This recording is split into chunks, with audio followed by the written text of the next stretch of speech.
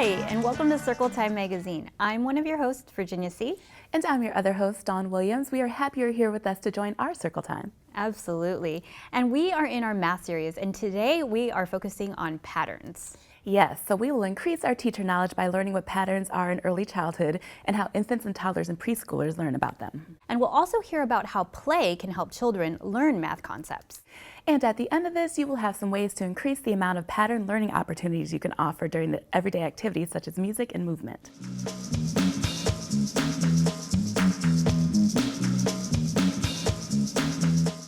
Now we are pleased to have Dr. Elham Kazemi join us. She is a professor of math and science education at the University of Washington.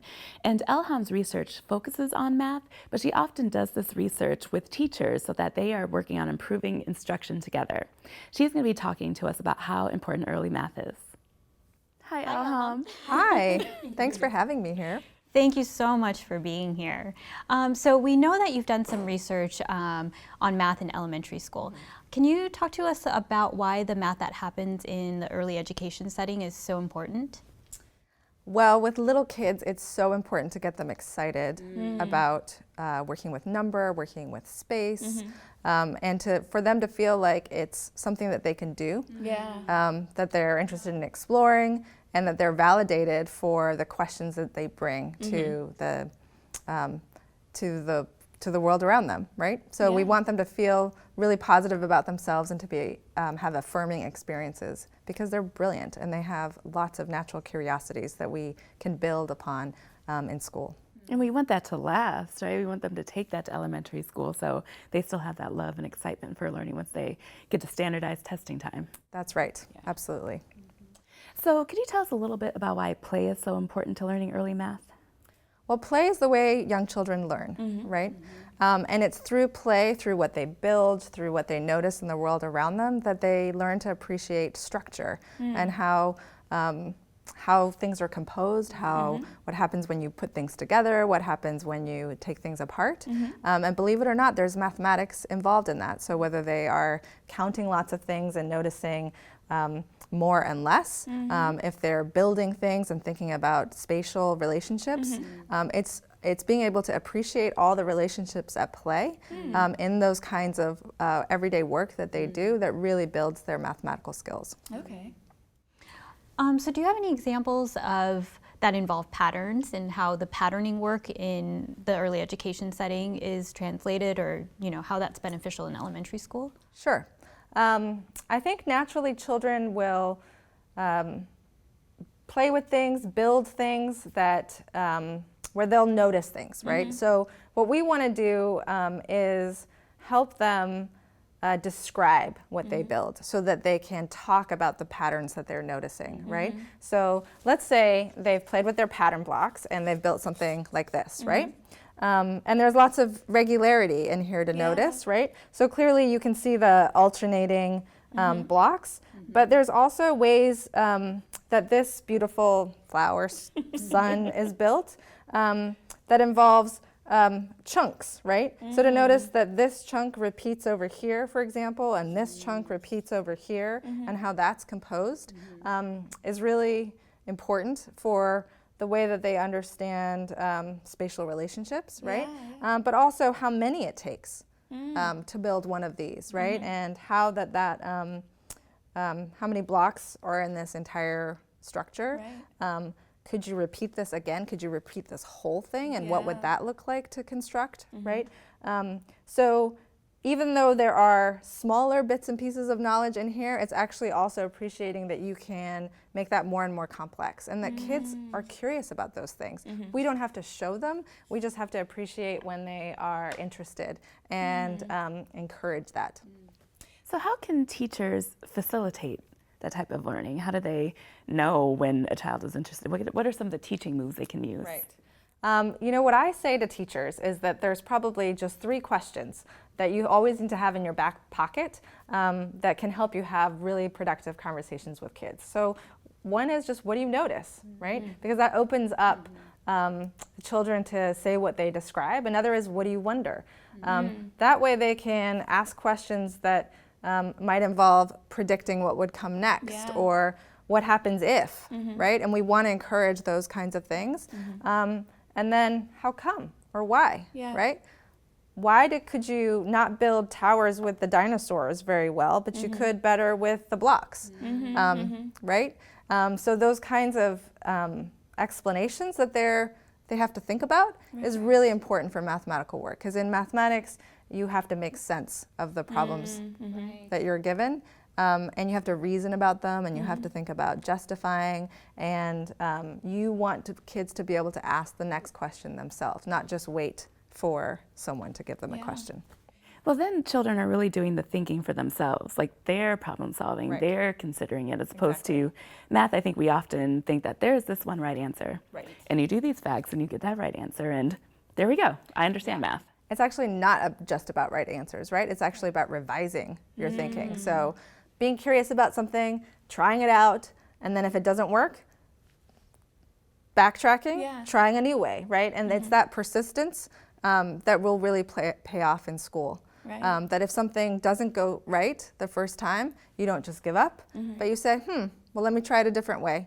And appreciating that there are multiple pathways to getting somewhere is an important part of being successful in math. Yeah, especially story problems. I need multiple ways to try and figure that out. Yes, absolutely. Absolutely, yeah. So do you have any final messages you'd like for early child care or early child educators to know and to be aware of? Or? Well, I love to tell teachers, parents, to just count. Count everything, count all the time. Pay attention to your everyday learning environments. Talk to the people that are that you interact with to see what they are doing. You know, when I was a parent of young children and we were at restaurants, for example, we'd always find something to ask the waiters about, like, you know, how many tables have you served today? How many chairs are in this restaurant? If I see people folding napkins, we're like, how many napkins get delivered here every day? And how long does it take you to fold them? So just encouraging mathematical conversation. You know, when the kids ask you, are we there yet? You say, well, we're looking for 57th Street. We're at 47th Street. What's the next number going to be? What's that next number going to be? And you watch as the street signs go by, and pretty soon you're there without a whole lot of complaint. See, that's so much more informative than no. Not yet. Not yet. No, we're not there. Not yet. So, I'm going to do that.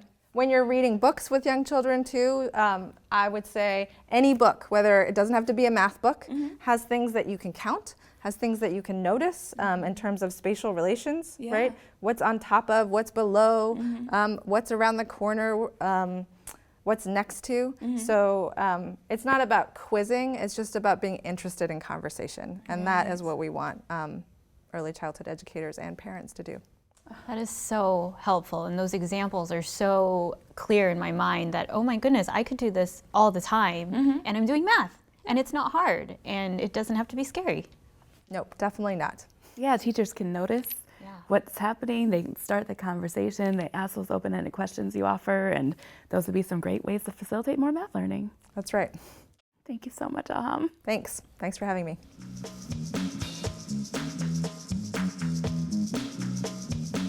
Now it's time for Circle Time Magic. Let's take a look at this video where the teacher incorporates patterns into his Circle Time activity. And 1, and 2, and 3, and 4, and 5, and 6, and 7, and 8. And 1, and 2, and 3, and 4, and 5, and 6, and 7, and 8. Finger tapping. And 1, and 2, and 3, and 4, and 5, and 6, and 7, and 8. And 1, and 2, and 3, and 4, and 5, and 6, and 7, and 8. Now, Angel, twiddle your thumbs. Twiddle your thumbs. And 1, and 2, and 3, and 4, and 5, and 6, and 7, and 8. And 1, and 2, and 3, and 4, and 5, and 6, and 7, and 8. So the teacher does several really great things in this circle time. He starts the pattern quickly as soon as the kids sit down for circle. He engages them right away in a music and movement activity, and he gets them their hands active so they are ready and engaged and ready to go. And he does the pattern slow, then fast, and the kids are learning about different speeds. And doing this fast and slow, then quiet and loud are ways to regain or keep attention during circle. And then he also introduces new steps when the children begin to finger tap and twiddle their thumbs. This is the great thing about patterns. It makes it easier to introduce something new when it's added to a pattern that's already known or understood.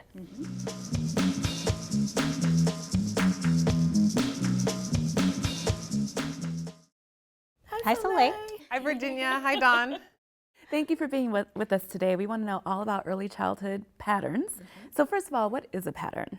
Great question. A pattern is two things. It's regular and it's predictable. So regular means it's an arrangement that occurs in a consistent way. Okay.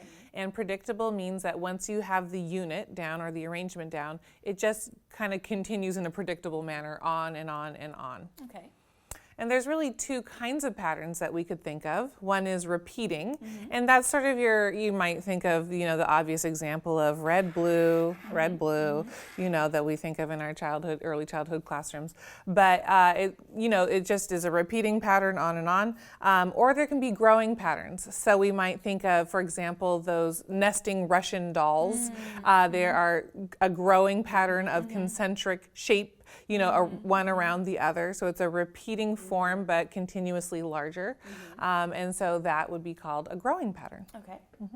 So like you said, there's those, objects that make a pattern, but I'm guessing that patterns are in other places as well. Where else can we find patterns? Yeah, everywhere. I think that's a great question. And so I would never want us to be limited. I think often we think, we have a pattern board and red, blue, and now kids know patterns. They are everywhere, and it's such a rich opportunity to notice them at any time of the day, all over. But a couple ways we could think of them are, for example, actions. I like to think about dance. Dance is a pattern. Once you learn the steps, you can repeat them, and which is so fun. Everyone can learn it and do it together. Also sounds and music. So if you think about the drum line or the bass line in a song, it's a repeating pattern. It just continues. You could also think about, really in terms of mathematics specifically, numbers themselves are patterns and create patterns. So the base 10 system, 0 through 9, is a repeated pattern. And so once children start getting the pattern of counting 0 through 9 or 1 through 10, then they can build with that. And then also events. So you might think about the holidays, right? Every year, certain things happen at certain times. Back to school or your schedule even, and this is really important for infants and toddlers and preschoolers, that consistent schedule of events at school is a great way for them to get exposed to pattern, and also helps them, once you know what's happening next, you can begin to recognize and participate in the pattern. Great. So how are children developing a sense of pattern? Right, that's another great question. And it is true that in pattern, just like in geometry or number or measurement, it starts early. So there's a pattern there, right? That's something, it's always going to start early. And so, for early on, it's just recognizing what patterns are. And so we think about infants and toddlers. Peekaboo is a pattern, open and shut. Open and shut, and so they're recognizing the pattern. So recognize is the first step. And then it could be copying the pattern. So them doing it also with you is the next step. And then, next is describing the pattern. So the more often children participate in a pattern or recognize it and have lots of language with their, caregivers around it, the more they're able to use words to describe it. So we'll go back to our example with the shape blocks here. So maybe we have our square and our hexagon, and I'm choosing to focus on certain aspects. I'm not talking about the color, I'm talking about the shape. So I have a square, a hexagon, and a triangle, and I'm gonna, this will be a repeating pattern, square, hexagon, triangle. And so once children are able to recognize and see this, at a certain point they're able to describe it. I might ask a child, could you read the pattern to me? Could you describe to me what this pattern is? And so at a certain point children are able to do that, especially if they've been exposed to that rich language related to shape. And then they're able to create their own patterns. So they're getting used to these patterns, they're noticing them, and then they may, you know, in terms of shapes and with the blocks, make their own unique patterns. Or I think it's really fun to invite children to make patterns with sound or music. Yeah. So hear a rhythm, repeat it, and then what's your rhythm going to be? And then finally, they're really able to extend patterns. And so that's to identify a pattern. And again, it's easy to demonstrate with shapes here.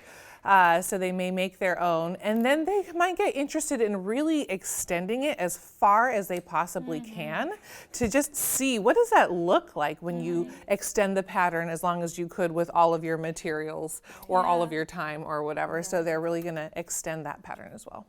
And that is so helpful to know that patterns really can be a way to scaffold, and so there's new learning that can happen because of its predictability and consistency. Yeah, I think that the beauty of a pattern is it is so predictable. It creates a sense of security, and so children are able to kind of grow with it and own it themselves too, and be really competent once they start noticing patterns and can repeat them themselves. And it's really everywhere, so you can do it anytime without materials even. Absolutely, you can always notice patterns. Thank you so much. Thank you.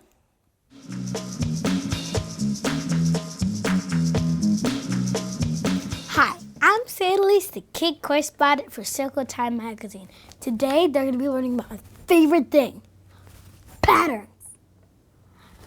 Now, I really want to see this, so I'm just gonna be right back, and I'm gonna be back telling you about everything. But remember, for a pattern, we want it to be repeating. So we do one thing, then the next thing, then the next one, then it happens over and over and over again. Basel, I heard you sharing an idea. What else should we do? Stomp and tap. All right, so stomp, clap, stomp, clap, stomp, clap. Oh, what? 1, 2, 1, 2, 3. 1, 2, 1, 2, 3. 1, 2, 1, 2, 3.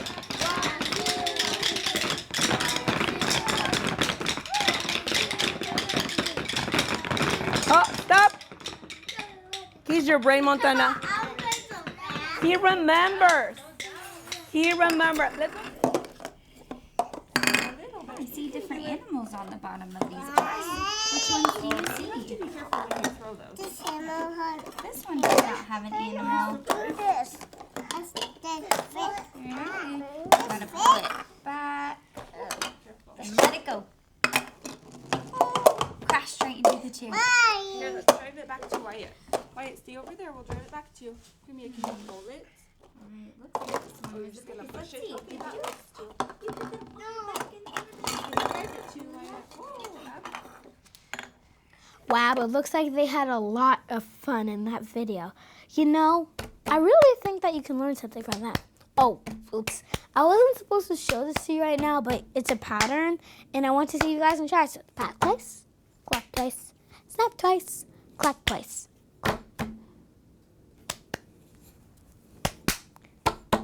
And I hope you can try it too. Bye!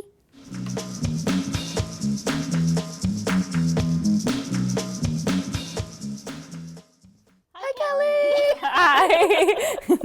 How are you guys? Good. Excited to see what you brought. Yes, I brought a mixture of some patterning and some music materials this week. So the first thing I brought for us is a really cool open-ended pattern tray that you can just purchase from, a local store. It's very open-ended. They're just, trays that have little slots for each of the items that you're using. We're using just some math counters here. And on the top we have a typical A-B pattern. So it's the blue, purple, blue, purple, blue, purple. And then below we made it a little bit harder with the AAB, so the orange, orange, yellow, orange, orange, yellow. The really great thing about this tray is because it's so open-ended, it can really support a lot of different age groups. So if you have kids who are just starting out with patterning, You can add some support in there, so you could add in like color. If you're patterning by colors, you could add in some like color circle stickers. You could add in, if you're teaching it, by the A, B, A, B, you could add some stickers or just some tape that has that in there to help support that. And then eventually they can move on to creating their own patterns as well. So that's a really great open-ended way. If you don't want to purchase that, or if you have some plastic food trays at home, which many of us might already have at home, which I did. So I just added some tape to this and kind of made my own patterning tray. And for this one, we have demonstrated a growing pattern. So we have 1 blue dinosaur, 2 red dinosaurs, 3 green dinosaurs, and 4 yellow dinosaurs. But for this food tray, you can make it however you want. You can make as many squares as you want. You can make as few squares as you want. So that's another way to kind of support those early patterners versus the more advanced. Great way to individualize. Absolutely, absolutely. And again, you could add those supports to this tray, the same as you did for the other tray. So that's two really great options for patterning trays. Great. Next, we have a CD called Math All Around Us. And this is a great way to incorporate music into patterning because as part of music, there's rhythm, there's different movements, there's different patterns that are in the music already. So this is a great way to utilize those patterns that are already there. And this specific CD has a lot of really great math-related songs. And so there are some ones that are specific pattern songs on here that you can utilize in your classroom. And you can also just use the other songs as well and look for the patterns in there. So it's really kind of like pattern hunting with your children. So that's a really great way to kind of utilize this specific CD as well as music in general too.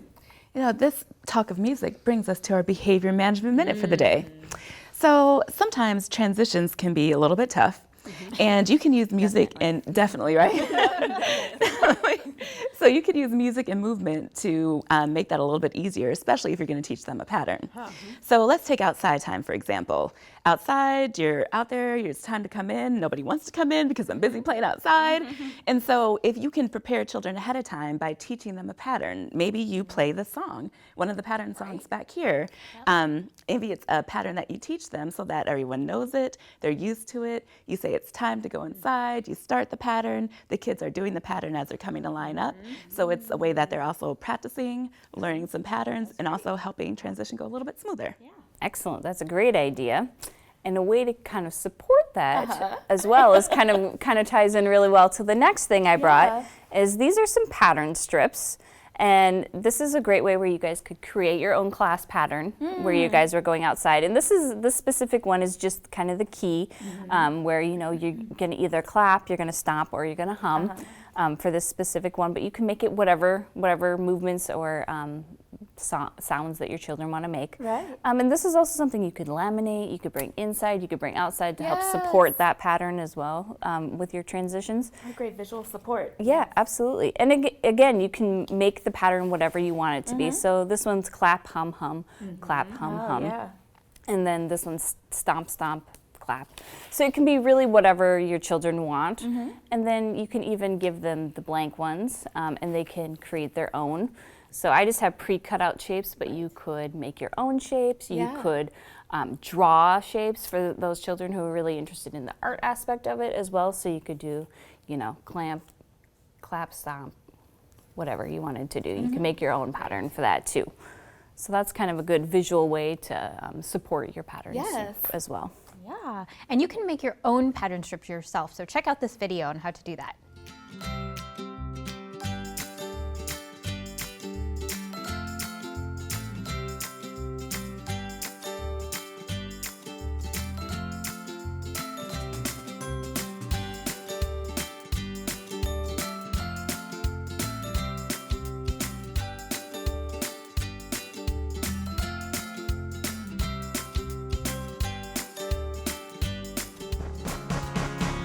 Everybody let's slap, slap, clap. Everybody let's slap, slap, clap. You can do it now, slap, slap. The next thing I brought is some fun egg shakers. Right, we gotta all shake them. So for the egg shakers, another great way to use these is to Again, do it along with music, finding those patterns that you can hear already in music, creating your own patterns. Shaking, once, twice. You can shake it up high, you can shake it down low. So kind of different ways that you can do those patterns. And then another great thing about the egg shakers is that they work with so many different age groups. These are really easy for infants to hold, really easy for toddlers to hold. Preschoolers love them as well. So this is a really great, active way to get them involved in the pattern. Yeah. Right, and a great family childcare activity, right? And you can just advance the level of difficulty depending on who's there. All children can participate in the same activity, no matter what age they are. Absolutely, absolutely. The last couple of things I brought are some scarves, which all children love these scarves. And so these are ones that you can, just move around to the beat of the music. You can move it up high, you can move it down low, you can make your patterns with the way you're moving the scarves. So that's a really great way to use it kind of every day in your classroom. One of the ways that you can kind of make it a little bit more advanced is by doing a growing pattern with scarves, which is a little bit more unusual. Okay. But you can start by, I'm going to fold my scarf one time, Okay. and this is what it looks like. And then Dawn's going to fold her scarf 2 times, and that's what it looks like. And then Virginia's going to fold her scarf 3 times, and this is what it looks like. So kind of comparing how the scarf changes as your pattern grows and as you add the folds into it is a really great way for some of those more advanced preschoolers to kind of see the pattern growing as well too. Okay, that's so helpful to highlight all the ways that you can use music and movement to practice some patterns and just utilizing the materials that you might already have. You might already have some of these things. Yep, absolutely. Thank you. Of course, absolutely. All right, so now let's focus on some books in our Don't Just Read It, Mathematize It segment.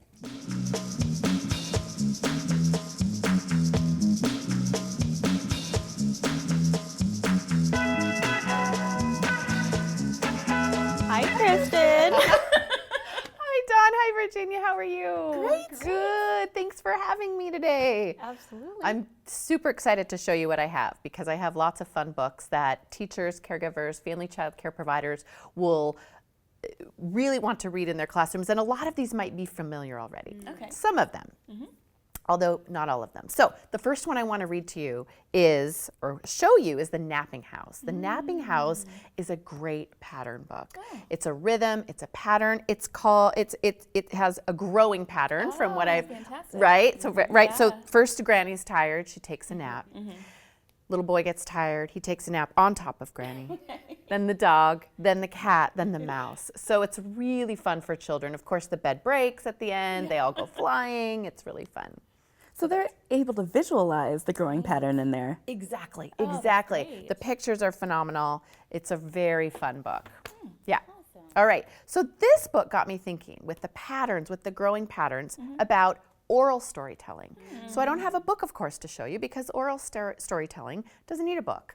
It's telling a story that is based on patterns, based on rhythm, right? And maybe changing the words a little each time. Oh, like going on a bear hunt. Going on a bear hunt. That's exactly what we're talking about. Exactly, going on a bear hunt. You don't need a book for that. You can chant it, you can clap it, but you remember the pattern and you remember the rhythm, right?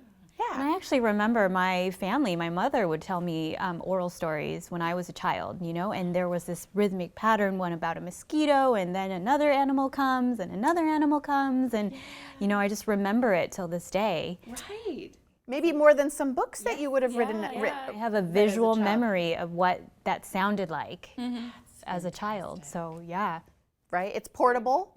You don't need a book, you don't need to go to the library. Oral story, that's great. Oh my gosh, that's great. Okay, so the next book is a music book. So this is called The Jazz Fly. So music, of course there's pattern and rhythm through music. So this is really fun. It's about this little fly who, on his journey through the book, he runs into different critters that all make a different sound, and he hears music throughout. And the CD in this book, which you were telling me about that you used to listen with your girls, is so fun because the rhythms and the pattern throughout the music is just phenomenal. And we were doing it even when they were infants and toddlers. So by the time they were able to read it, they were like, oh, I know this. I've been hearing this. Yeah, it's a very, very fun book. All right, so the last two I have are just your classic counting by fives, counting by tens. These are filled with real life pictures, real live pictures of children. They're really accessible to read, all ages. These were found just in the local library, but you can find them really anywhere, counting by tens, counting by fives.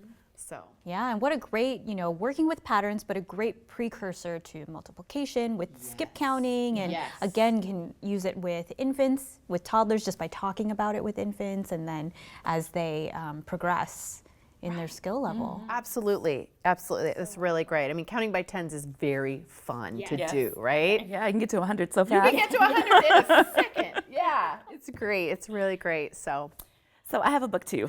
Surprise! I brought a book I couldn't resist. This is the first book of rhythms by Langston Hughes from 1954. So if Langston Hughes is one of our great American literary geniuses, and he was quite prolific during the Harlem Renaissance. He's one of our great African-American poets, writers, civil rights activists. So he also wrote children's books. It's so great. And he was quite into jazz, so that it's about rhythms is not too much of a surprise. But even in here, he points out how patterns really are everywhere. So here, even in machines, he talks about how machines have a pattern. You can hear the consistent way that they're working and moving, and hear those sounds. Even with knitting, for example, like a pattern that takes shape, a rhythm that takes shape. Knitting really is a consistent pattern when you're doing it. And then there's a whole rhythm and consistency to it that just helps us understand how patterns are everywhere from 1954 from Langston Hughes. Oh my gosh, thank you for, Dawn, that's so special that you have that. I couldn't resist. No. Like I couldn't let it go. Oh my gosh, I love that. That is a gem, for sure. Yeah, it is a gem, you're right. Yeah. Well, good, well, there you have it. Thanks, Kristen. Thank you.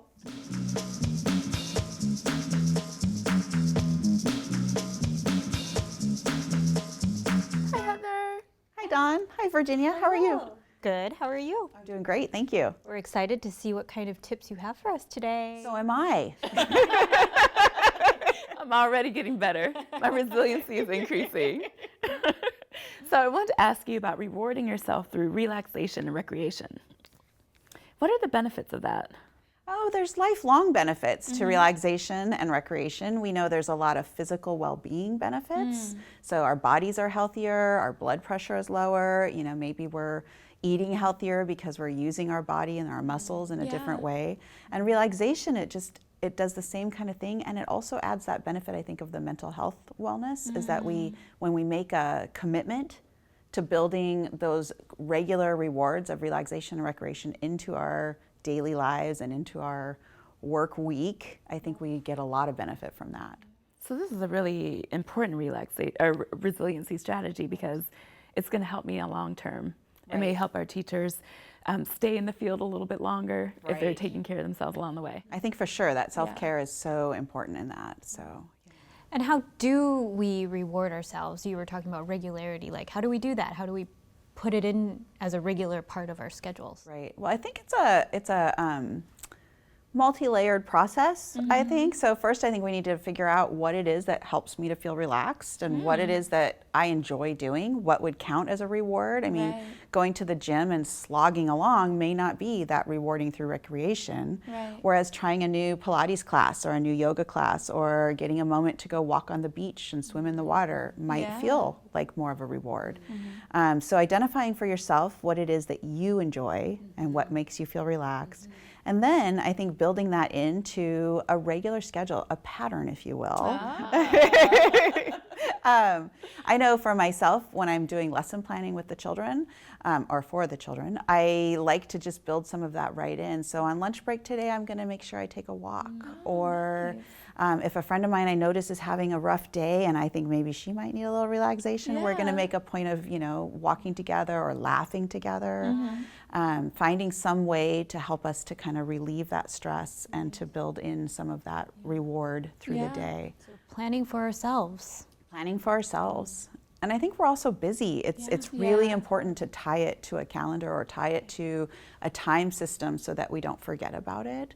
I know my kids are involved in a lot of sports, and so cousins, nephews, you know, and I think that we just got in the habit of dropping them off to practice, and then we stay in the car and we listen to some music that we like. I have a little lavender rolling ball that I use that kind of fills the whole car with a nice scent, and really taking advantage of those wait times that might feel inconvenient at the time, but taking advantage of them to be built-in times for relaxation. And it's a great model for children and families too. I mean, a lot of the families we work with are under such extreme stress and high levels of anxiety, and modeling this for them helps too. So, Absolutely. Thank you, Heather. Thank you. Well, we've come to the end of our time. Here we are. So today you learned some more about what patterns are like for infants, toddlers, and preschoolers through the learning trajectory. We know how play is a great opportunity to practice math and learn more about patterns and math. And music and movement are great ways to help children learn about repeating and growing patterns. Thank you for joining us. Please complete the evaluation. We'd love your feedback. Absolutely. You can also receive STARS credit for watching, and the link is available next to the video on this website. Bye! Ready? Lights! Camera! Action! Hi, I'm Sirius, your kid correspondent for Sacred Time. Today, wait, did the lights just turn out? Okay. Well,